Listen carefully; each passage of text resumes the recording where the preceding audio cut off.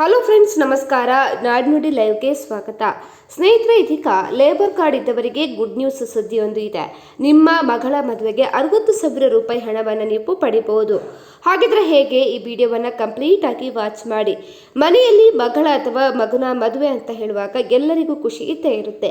ಆದರೆ ಖರ್ಚು ವೆಚ್ಚಿನ ಬಗ್ಗೆ ಭಯ ಕೂಡ ಇರುತ್ತೆ.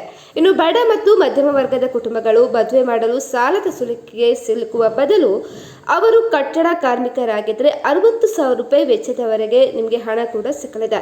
ಸೊ ನೀವು ಕಟ್ಟಡ ಕಾರ್ಮಿಕರಾಗಿದ್ದು ನಿಮ್ಮ ಬಳಿ ಚಾಲ್ತಿಯಲ್ಲಿರುವಂತಹ ಲೇಬರ್ ಕಾರ್ಡ್ ಇದ್ರೆ ಇನ್ಮುಂದೆ ಮದುವೆ ಖರ್ಚಿನ ಬಗ್ಗೆ ತಲೆ ಕೆಡಿಸಿಕೊಳ್ಬೇಕಾಗಿಲ್ಲ. ನೋಂದಾಯಿತ ನಿರ್ಮಾಣ ಕಾರ್ಮಿಕರ ಕುಟುಂಬಕ್ಕೆ ಮದುವೆಯ ಆರ್ಥಿಕ ನೆರವು ನೀಡುವ ಅದ್ಭುತ ಯೋಜನೆಯ ಮಾಹಿತಿ ಕೂಡ ಇಲ್ಲಿ ನಾವು ತಿಳಿಸ್ತಾ ಇದ್ದೇವೆ. ಕರ್ನಾಟಕ ಕಟ್ಟಡ ಮತ್ತು ಇತರ ನಿರ್ಮಾಣ ಕಾರ್ಮಿಕರ ಕಲ್ಯಾಣ ಮಂಡಳಿಯು ಈ ಮಹತ್ವಾಕಾಂಕ್ಷೆ ಯೋಜನೆಯನ್ನು ಜಾರಿಗೆ ತಂದಿದೆ. ಬಿಸಿಲು ಮಳೆ ಅಂತ ಹೇಳಿ ಕಷ್ಟಪಟ್ಟು ದುಡಿಯುವಂತಹ ಕಾರ್ಮಿಕರ ಮೇಲಿನ ಆರ್ಥಿಕ ಹೊರೆಯನ್ನು ಕಡಿಮೆ ಮಾಡುವುದಕ್ಕೆ ಸರ್ಕಾರ ಈ ಯೋಜನೆಯನ್ನು ಜಾರಿ ಮಾಡಿದೆ. ಅಂದರೆ ಈ ಯೋಜನೆಯಡಿ ಕಾರ್ಮಿಕರಿಗೆ ಅಥವಾ ಅವರ ಇಬ್ಬರು ಮಕ್ಕಳಿಗೆ ಮದುವೆ ವೆಚ್ಚಕ್ಕಾಗಿ 50,000ರಿಂದ 60,000 ರೂಪಾಯಿವರೆಗೆ ಆರ್ಥಿಕ ನೆರವನ್ನು ನೀಡ್ತಾ ಇದೆ. ಸೊ ಈ ಲಾಭ ಯಾರಿಗೆ ಸಿಗುತ್ತೆ ಅಂತ ಹೇಳಿದ್ರೆ, ನೀವು ಕರ್ನಾಟಕ ಕಾರ್ಮಿಕ ಇಲಾಖೆಯಲ್ಲಿ ಕಡ್ಡಾಯವಾಗಿ ನೋಂದಣಿ ಮಾಡಿರಬೇಕು. ಮದುವೆ ನಿಶ್ಚಯವಾಗುವ ಕನಿಷ್ಠ 1 ವರ್ಷದ ಮೊದಲೇ ನೀವು ಕಾರ್ಮಿಕ ಕಾರ್ಡನ್ನು ಪಡೆದಿರಬೇಕು ಮತ್ತೆ ಅದು ಚಾಲ್ತಿಯಲ್ಲಿರಬೇಕು.